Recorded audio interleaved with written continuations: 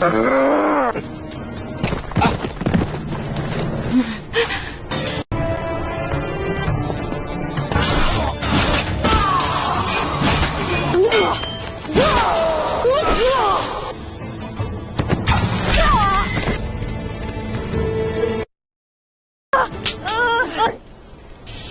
वालेकुम।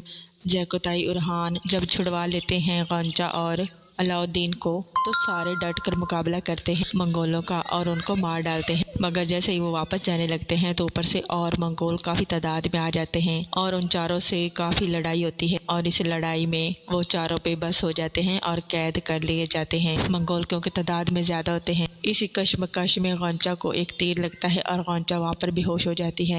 जब उस्मान को इस बात का पता चलता है तो वो वहाँ पर आता है और सबको आज़ाद करवा कर ले जाता है और बेहोश हुई हुई गांजा को भी वहाँ पर ले जाता है। आगे क्या होने वाला है जानने के लिए बने रहे चैनल को कर दे सब्सक्राइब, बेल आइकन को जरूर प्रेस करें, लाइक शेयर जरूर करें और अपने प्यारे कमेंट जरूर दीजिए। अल्लाह हाफिज़।